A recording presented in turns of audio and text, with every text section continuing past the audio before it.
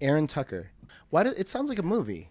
It's actually a series of mystery books. Is it? There's the Aaron Tucker mysteries. That's why. When someone Googles Aaron Tucker, the mysteries still show up, not me.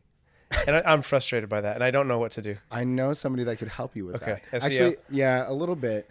But I think the whole personal branding thing, a website for yourself, the LinkedIn, like all that stuff might push it down. But Aaron Tucker, the problem with that is they probably have years of content, and then also it's been there for a lot longer than you have. Yeah. What were you like in high school? Shoot. I didn't know we were going to go to high school. So high school. You clearly don't listen to the podcast. That's the only question I ever had prepared. Dang. It's fine. It's fine. In high school, so I grew up in Anaheim, and I went to Catella High School. I played football. I was the team captain, linebacker guy, homecoming king, you name it. Like I was that guy. Yeah. But I'm honestly I'm an introvert, man. Like it was kind of weird. I think I enjoyed what I enjoyed in high school because I was just friends with everybody. Like I was that guy that could just like cruise between the drama kids and the athletes and the hacky sack guys and the cholos and like straight up if you know Catella High School, it's just like it's got enormous breadth of personalities and people, and I loved them all.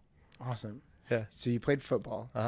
And actually, funny story, I found out that I couldn't just do football my senior year. That like somehow I had to do another sport. It was like a rule, which nobody told me that. So my senior year, I was captain of the football team, like MVP, like you name it. And my senior year, I had to do another sport in the spring. So I did tennis, but I wasn't any good at tennis. I'd never done tennis before. So I was like this 205-pound linebacker looking dude playing JV tennis against all these it was like basically these little Chinese kids. And so yeah, that's true. Me and Alex Pham would just crush people when we do JV tennis together. It was awesome. Like I was not good. But Alex saved us every time. I don't understand that rule so you had to play another sport. Is it because you needed a certain amount of credits like you had to, or if you were playing a sport other people had to play two sports? Oh yeah, no, I think the former. I think calling back a long time. I think it was a credit issue. Like I like not having, like, in a sense I needed another athletic credit, and I couldn't just say I'm going to lift weights during sixth period. I had to actually register for something. Got it. Wow. And there's no sixth period PE, I think was the point. Did you? So I just learned like 3 minutes ago that you were a pastor. Was the road from high school to go be a pastor? No. So my parents are pastors. So it's the family business in a sense, like I knew what it took, I didn't really want to do it. Like being a pastor, it's a fishbowl, there's a lot of unhealthy expectations and some healthy expectations put on pastors and their families. And, but it's all I knew. Certainly I was just intrigued by philosophy and theology. So that's what I studied. And I, looking back, like the path I took got me to where I am, and it made me the person I am. So I wouldn't edit it at all, but I wonder how my life would be different if I had somebody who was a little bit better at business sensibilities say, listen, I know you like philosophy, I know you like theology, but there's not a lot of money in that stuff. So why don't you get your business administration degree and just read philosophy books on the side? But nobody told me that. It was a pursue your passion. Yeah. And my passion was philosophy, so nothing, and then theology, which like with respect to income is nothing. Yes. And then I liked it so much I got a master's in theology, because I'm like, this is just fascinating to me, like how we think about God, how we think about purpose, the meta questions. Like, what's your meta narrative, and like, how does it really stitch together everything, or is it a bad meta narrative, and like, can my narrative be applied to other people? It's just all these macro questions. And like, I would be up at, like I wouldn't be able to go to sleep because I'm just thinking about this stuff. So like, I bet a dozen times in past high school into college, I would just get out of bed and just go to Denny's and just like journal about like, I wonder if God is like this. And like, if he is that way, then what's the implication for myself and for other people? And can I really impose my beliefs on other people? And what's a belief? Is a belief a certainty, or is a belief a hope? Like, dude, I was like, I still do it. I can tell you're geeking out right dude, now. This is awesome. I'm so passionate about how to construct my brain with really, really helpful like scaffolding. Like I need strategic placements or benchmarks, road markers that I'm logically on the right track to do things. And like that's just my personality. I need evidence and data to back up the things that I hope in. What would you say is like the biggest question that you were asking yourself about the character of God during that time, and what did you conclude at the end of it? Well, it's a self-reflection, but I think it's my biggest takeaway is how I think about faith. So not so much about God himself, but about my approach to God and like what I think. So people say believe, and when I say I believe something, I mean I hope it, because hope's really easy to talk about. You know what I mean? Whereas belief's really hard to affirm. If you hear me say I'm certain, so the character of God. So I hope that there is. Oh shoot, I think I have it in my journal. But I have a whole credo, which is Latin for I believe. But I have a whole credo document that I'm always working on, always just going, I hope this, because if that's not true, then that.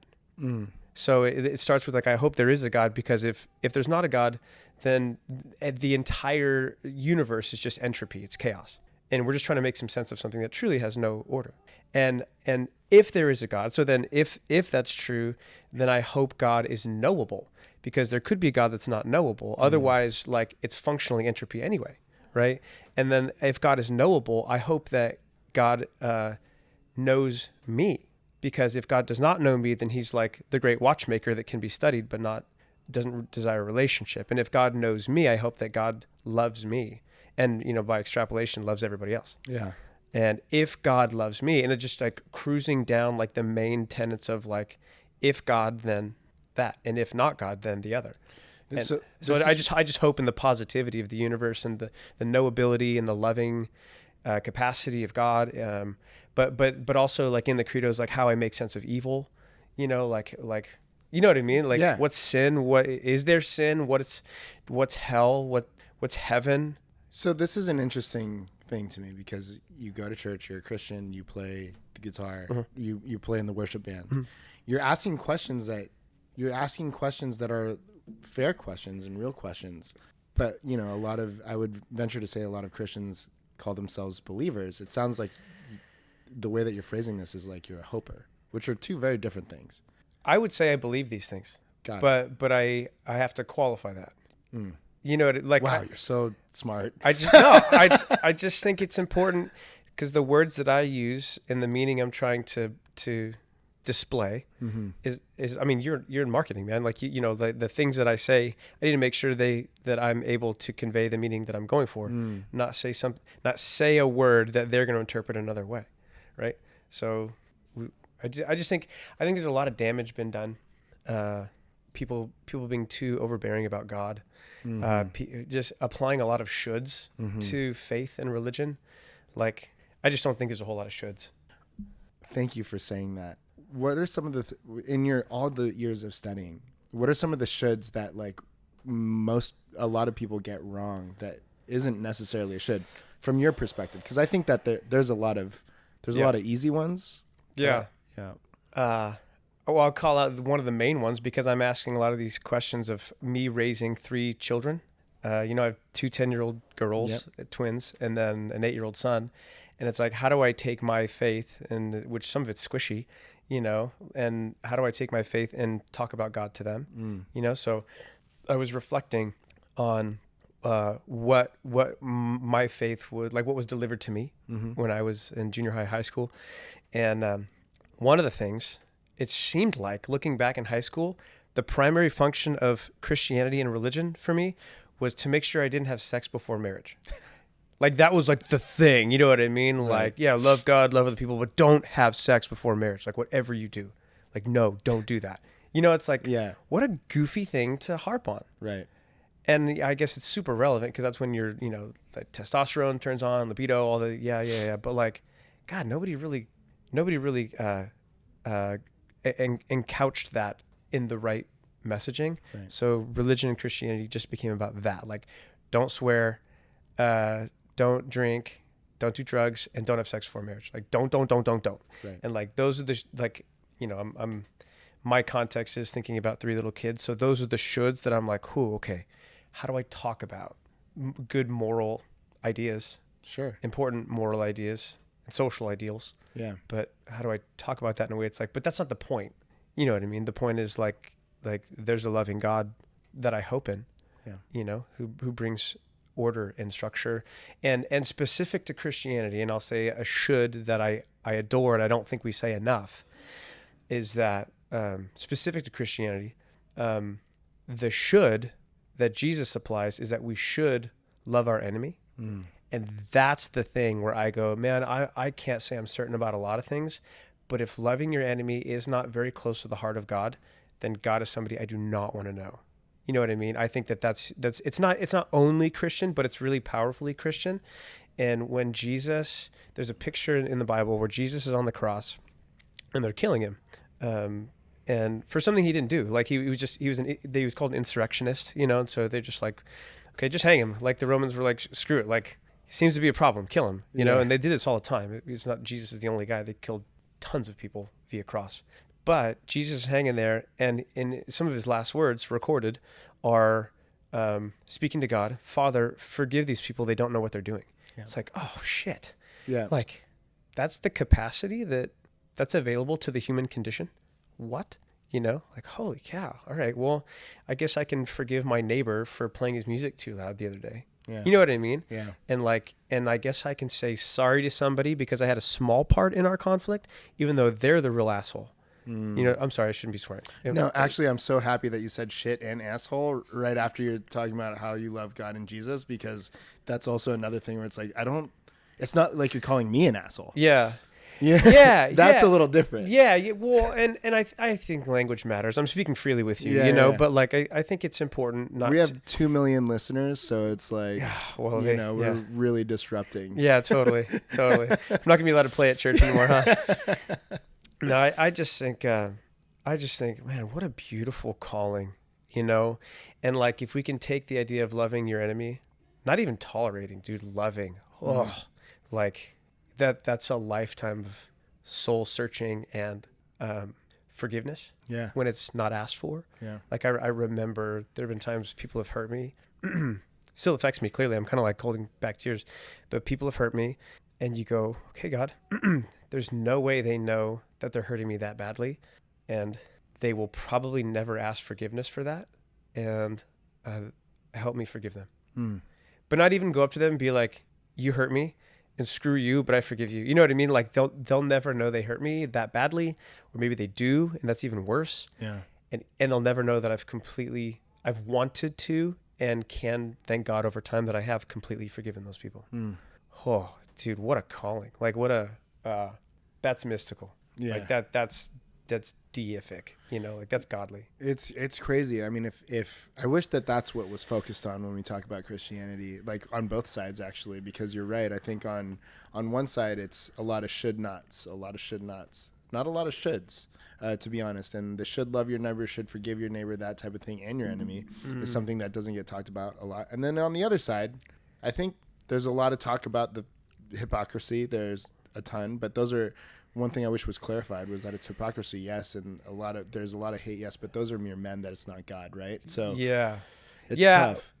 And like I have enough, like you do, I'm sure as well, like have enough people who don't believe in any religion, or you know, or are against religion, whatever the deal, or they're another religion, and like I just don't think there's enough open-handedness given. Like I think that people have a lot of great reasons not to believe in God. You know what I mean? Yeah. And some of them are people. Like there's actually like Christian people, myself included, who do bad things or dumb things or immoral things. And so it's sort of like, well, if that's what you guys are like, then you're just like me, and I don't have God. So like, okay, we're good then. It's like a net neutral thing, you know? I mentioned like growing up as a pastor's kid and then being a pastor myself, like, yeah, like you tell somebody you're a pastor and they start talking different around you. Yeah, they do. No, it's as if they go like, oh my gosh, have I cussed in the conversation, you know, to this point?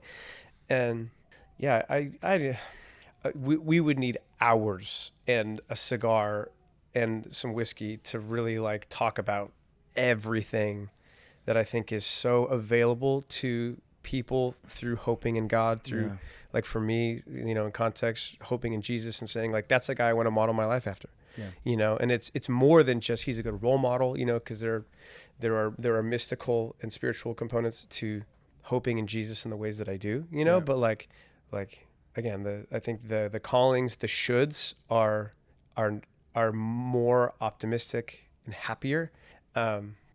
Completely off track, although in a similar folder. I've been thinking recently about like what's religion for? Like what good does it do? You know, and like if you don't have religion, what could be your meta narrative? What could be your purpose or something? And this is like it truly like less than a week have I been trying to explore this like just in my head, and I think that if you don't have a meta narrative, I think the only purpose for life is pleasure. I think that's true.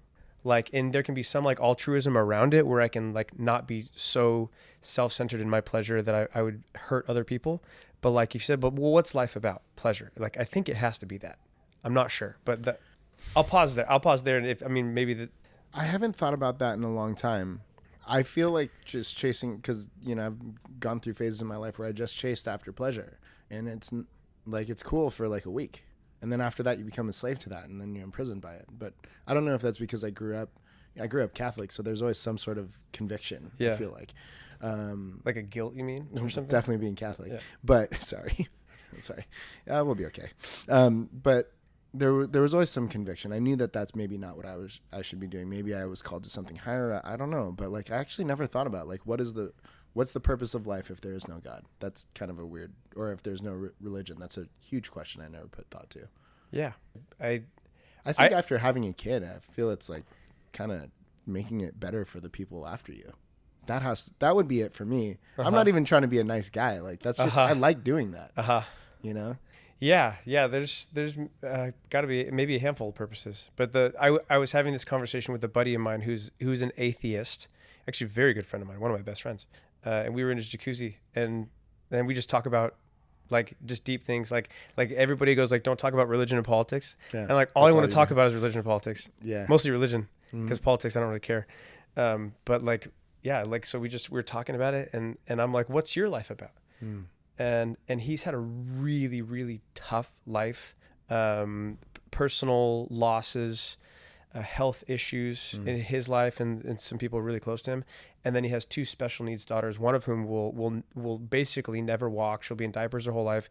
She will live a long life. He will take care of her, bathing her, changing her diapers multiple times every day for his entire life. And it's like he loves her, obviously it's his daughter, but like it was a degenerative disease that caught her early, so like she was kind of a normal kid for a minute and then went downhill. So she's like 18, and the dude has, he's an incredible human being, like good man, one of the kindest people I've ever met. And he would say that a lot of his mindset and the way that he operates in life is simply because like if you break a man so many times, all he can do is just throw his hands up and just say, screw it. I guess there's nothing but pleasure. Yeah. And so that was kind of what got me thinking on this, is like, you know, and he would say like, yeah, I want to make the world better and all that, but I'm like, no, but that's what you do. But is that the point? Like, is that what's your operating value every day? And he's like, just try to squeeze as much pleasure out of every day I can.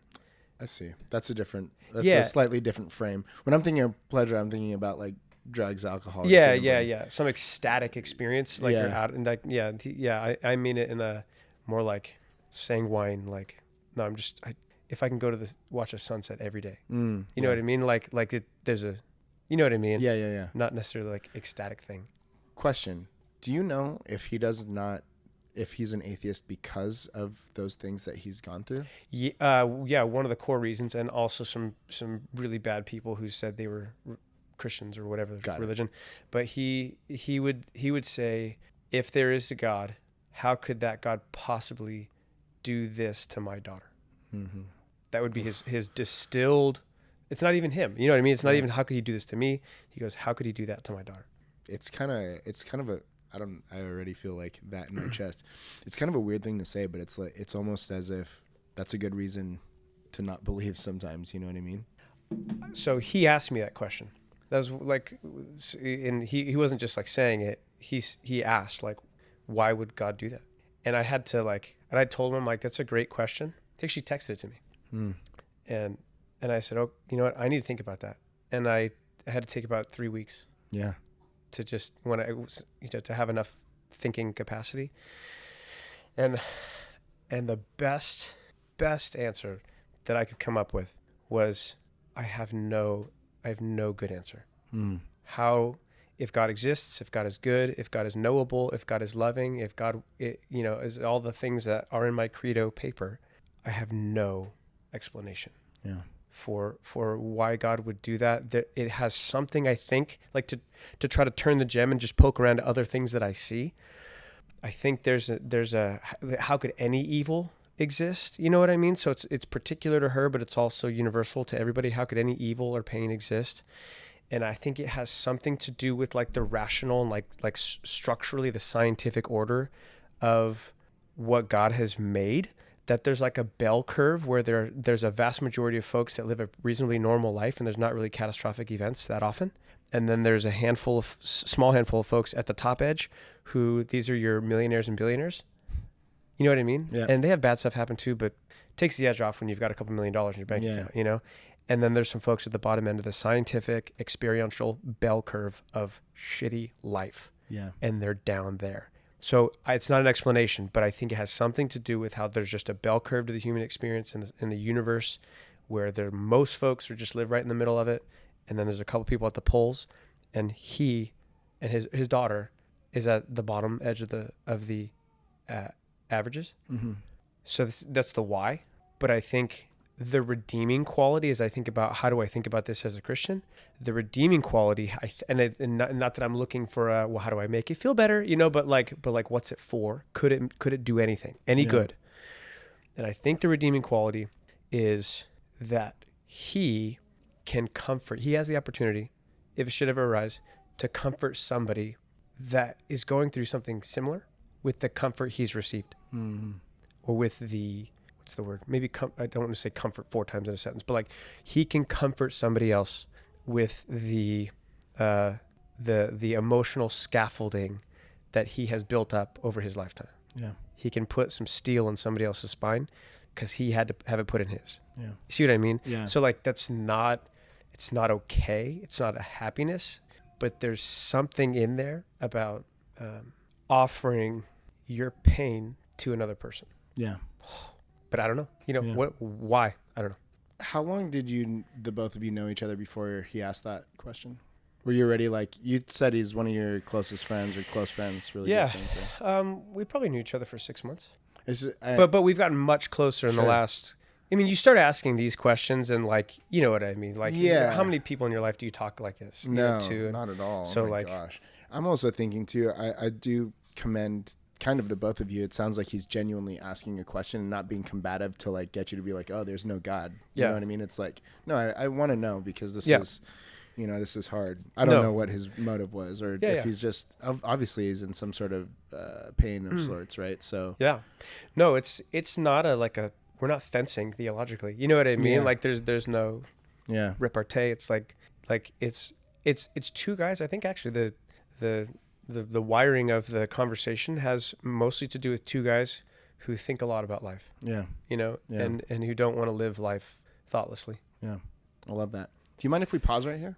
Sure. Sweet. I'm in it. Okay. Chaos. Sorry, Aaron. If this is chaos. Don't have more kids. Yeah. We're still rolling. Yeah. I'd like to keep that whole catastrophe in this. It's like if we could just turn the camera and watch things fall. The gap is going to be fine because we can edit out the audio. I apologize. I could hear him crying, as you probably could. And I was like, oh, does she know that he needs to eat? But I think his stomach just hurts a little bit. Oh. Yeah, is what it is. That's been a tough, that's been a little bit of a, that's the first, I haven't heard him cry for that long, for a long time. So you do a lot of thinking about life. And it's interesting. You work in finance. Mm-hmm. We can say that. Yes. Yeah. You work in finance. And this is one of the most touchy subjects, I think, when it comes to religion, and also like being Christians. Like, how do we start like handling the money conversation. You know what I mean? Because you're saying, if we want to model our lives after Jesus, he didn't give everything away, but he told a lot of people to give everything away. Totally. Yeah. We don't know the size of his bank account. I mean, he did give everything away, He gave it all. He gave it all. Yeah, exactly. But how do we balance something? How do you balance something like that? Oh gosh. How does my I guess religion inform my thoughts on finance? That's not. Yeah, I guess that's a good way to frame that. Well, I would be careful not to apply a should, but I can tell you how I think about it. Yes. You know what I mean? Yeah, and I think for the listener that's like on their, I don't know. I don't even know. I don't even know how to say it because it's contextualized for every person. It's hyper contextualized, but maybe just to clarify the problem first. It's wild to me that when we graduate high school, we know how to calculate the hypotenuse of a triangle. I know that Montevideo is the capital of Uruguay. Like I know a handful of. You knew that too? That's pretty good. I know. You know what I mean? It's like we know a handful of things, but we don't know what a 401k is. Yeah. We don't know how stocks and bonds make us money, right? Like they don't teach us about taxes. I didn't have a tax course in high school, but I could have listed all 40-something presidents. Yeah. Because I had to memorize that for some stupid reason. You know what I mean?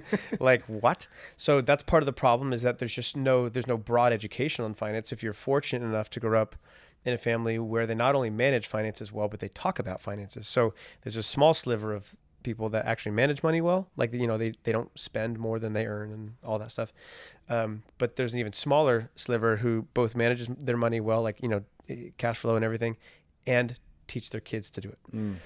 So does my faith inform my finances? I don't know how much it does because I'm naturally a conservative person fiscally. Do you know what I mean? So you could mistake my, me driving an '08 Camry as being, oh, that guy's like super humble. It's like, or something about my faith, oh, he gives money. Like, I think to finish that sentence, no, I just don't care about cars. Yeah. You know what I mean? Like it was just told cars get you from A to B.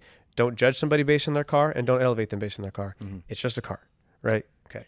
So, we do give our money away and we do it to the church some, but like, I think it's super important for my family. Again, no shoulds, like I'm not wagging my finger, but like, I think it's really valuable for us to sponsor kids through like the compassion deals or, there's a whole bunch of really great outfits that will help you sponsor kids internationally and like get them through high school. So like this year we actually had 2 of our kids graduate high school, which means that we're going to now like basically our money gets transferred to a new 4-year-old or something. Yeah. And like we will help fund those little kids' life, which is just out of this world. Like, so wait, what do I need this month? Do I need another beer at Board and Brew, or do I want to help Siva graduate high school? Yeah. Right. And so there's some moralistic, evaluation of where my dollar is best spent. But I think the best answer to my question is just don't love money. That's how my faith informs my religion. And it also informs the way I think about money broadly, and how I coach other people. Is money's not the point. Money is a tool, right? Like I love the analogy. I read it recently in an article. Money's like a sail. So if your buddy invites you on his sailboat and all you do, and you're going to Catalina for the day, and all you do the whole time is just look up at the sail, like you're totally missing the point, right? It's about the destination. It's about seeing the dolphins. Hopefully it's about, you know what I mean? Seeing other boats. It's about like watching Catalina get closer. But so you check the sail and you make sure that it's doing what it's supposed to be doing. It's catching the wind in the right ways, right? And it's projecting you toward the destination. So money not being the point, money not being the end, not fixating on the sail, but keeping your eyes out on the horizon, right? For the real beauty, the sail as a tool, right? So you can't love money though. I mean, you can't be hugging the sail. You can't be staring at the sail. And more money isn't the solution, which, money can't buy happiness like that. I don't know about that. Like you can have a lot of money, have some really fun stuff, but but people with lots of money sometimes fixate on it Yeah. which is sad. But also people with no money also fixate on it, and that's a thing too. You know? And that's where it's really hard to think about making a rule or like answering a question robustly, universally about money to-dos, you know? But dude, don't fall in love with money. It's so empty. I wanted to talk about finance, but now I don't want to talk about that. Okay. Is that okay with you? Yeah, your show. Perfect. It's a lot, I guess safer for, I don't know. Yeah. Well, let me add for regulatory purposes. Well, let me add one thing. Because you know, there's no recommendations made, but let me tell you how I think about money and structure. And I would love that. You know what I mean? Yeah, So just kind of riff broadly. A lot of people get money wrong in that they think that you have to do this base creation of wealth first. Like there's some creation of wealth event or process, and then there's a growth of that wealth, and then there's a distribution of that wealth. And they go, okay, I need a creation, and then growth, and then distribution, right? And typically it's like working years, retirement. And the thing that a lot of people miss is it's actually the creation event of some baseline amount of wealth, protection, then growth, and then distribution. Mm-hmm. And people don't get that you expose yourself to a lot of liabilities. I mean, as a business owner, you get it that like you have to protect your backside when you have some value that someone else might want to try to take unjustly, right? So same thing is true with money. A lot of people miss that protection step, and they don't think about what could happen that could derail my current plan, current trajectory. Yeah. That's really, I mean, that's why you do what you do, I guess. Totally. Yeah. It's fun. You know, it's a fascinating, like money's just a fascinating thing, you know? I love what you said when we were at lunch earlier. First of all, let's talk about Board and Brew.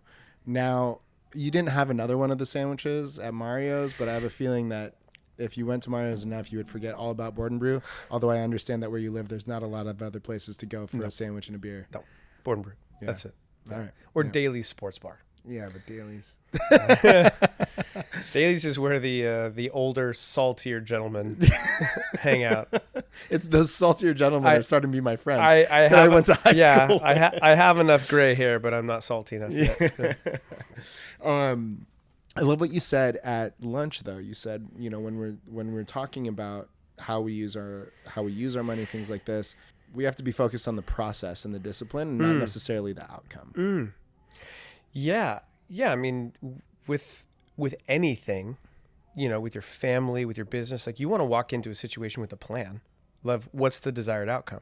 Like, otherwise, what are we doing? You know, like, how do I know if I'm on track? Yeah. Right.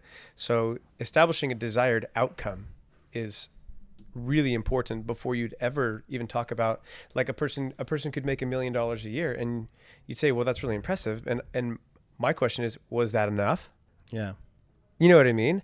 Or you look under the hood and you go, well, they're making $1 million a year, but they're working 75 hours a week, and their kid knows their nanny better than they know them. Is that the life you want? Is it too much? You know what I mean? Right. Could you live off $500,000 a year? Could you live off $40,000 a year? Like the closer you get to money, here's an interesting thing. I think I shared this with you, but the closer, at least for me, that I've gotten to money, to me, the less cool I think it is.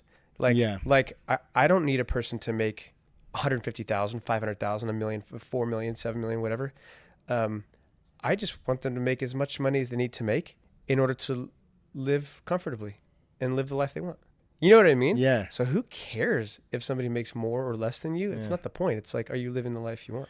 That's so much happier question.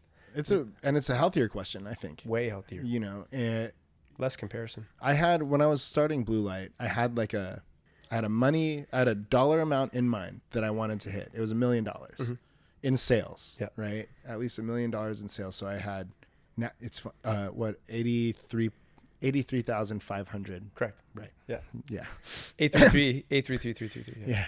Every entrepreneur knows that number. But you know, when we ended up doing $1 million in sales, first of all, I wasn't paying myself any more money than when I put that up on my wall. Mm-hmm. And for two, it didn't like change my life dramatically. Yeah. It didn't, you know, other than it was like, oh, cool, I did that. And it was a nice, like, milestone for the business. Mm-hmm. It was a milestone for me, like, oh, we can achieve these things. Yes.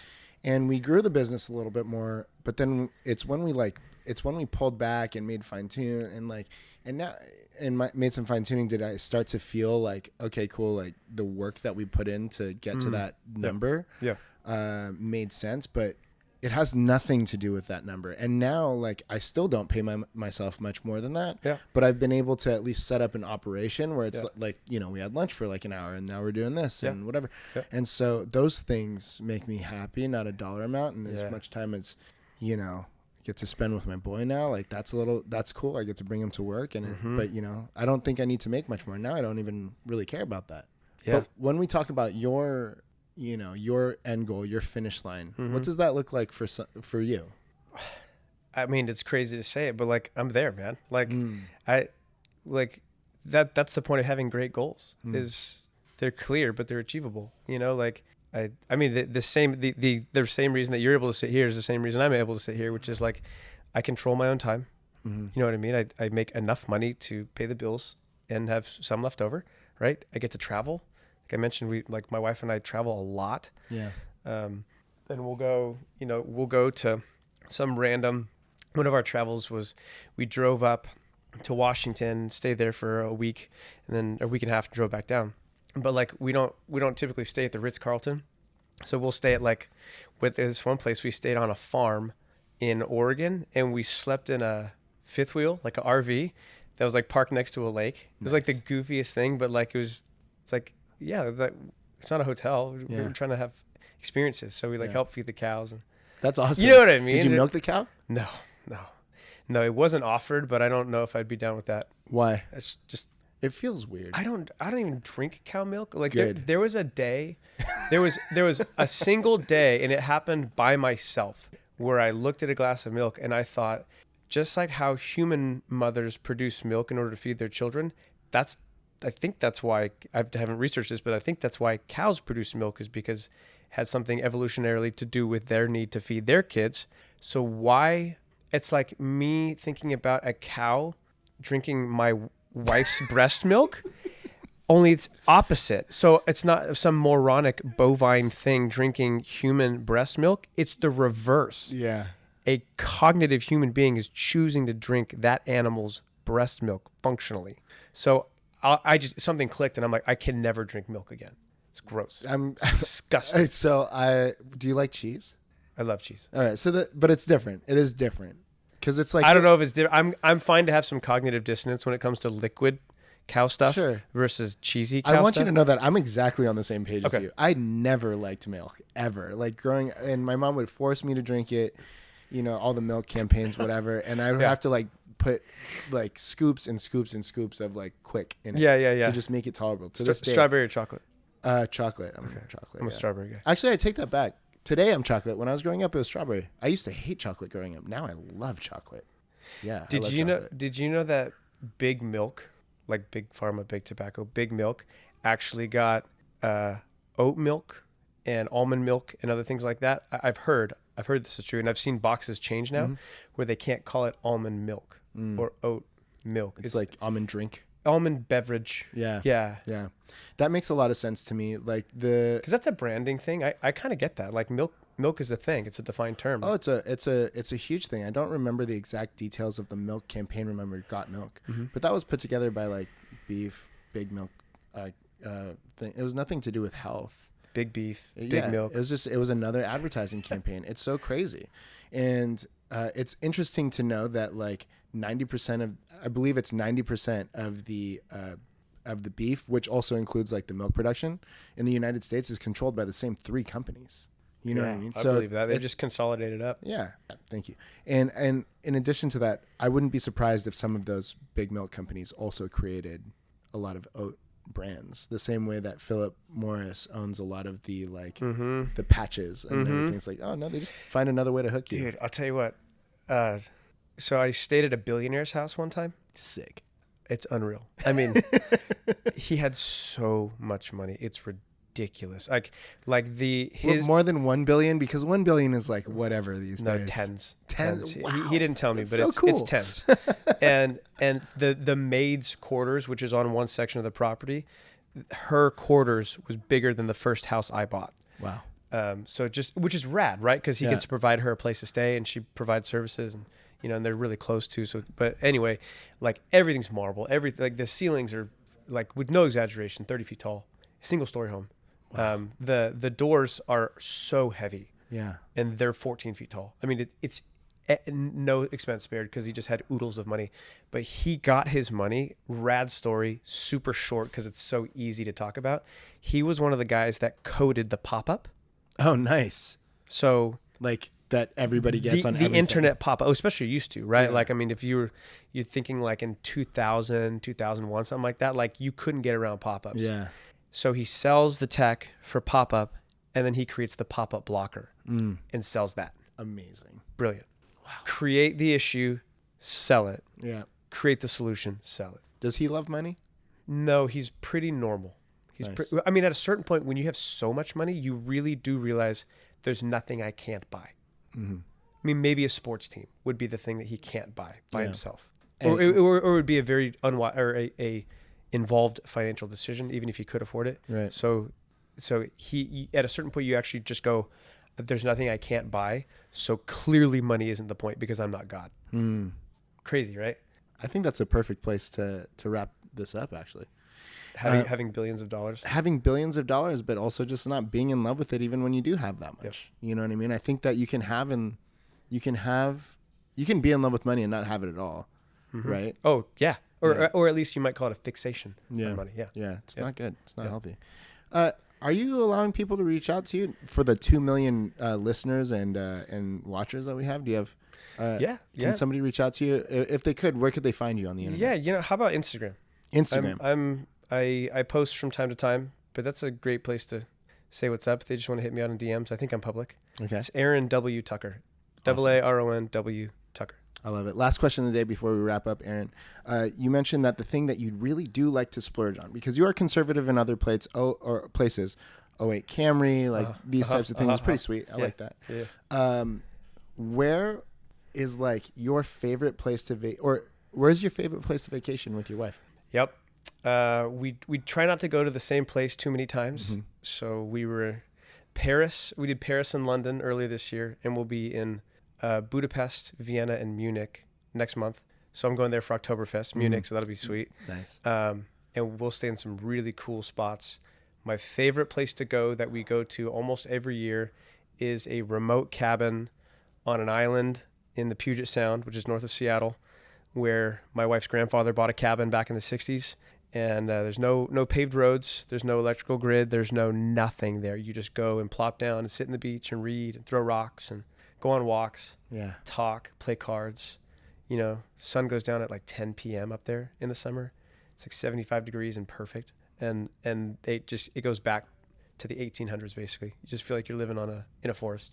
Do you have to be final last question. Do you have to be part of the Tucker family to stay there? Or? At this point, yeah. I mean, it's I know. With enough money contributed, maybe the family would allow. It's not even my call because it's my wife's family. It's not even mine. I'm just like, can I come again? Like if I keep providing grandchildren for you, will you continue inviting me? So I think I've solidified my spot on the boat on the way out. But yeah, it's the island. It's called Sinclair Island. Sinclair Island. I love that. It's a little private island. That's it, man. Thank you, man. Thank you so much for this conversation. It was so refreshing, insightful, and unexpected. All of it was so great. I hope you enjoyed it as much as I did. Super cool. Cool. To the listener and the viewer, thank you so much for your time and attention. We really appreciate it. If you loved the episode, we would dig a 5-star review. And if you didn't like it that much, feel free to stick it to us, but subscribe anyway, because we're going to have a ton of incredible people just like Aaron Tucker back on the show. Thanks again, man. Thanks, Mick.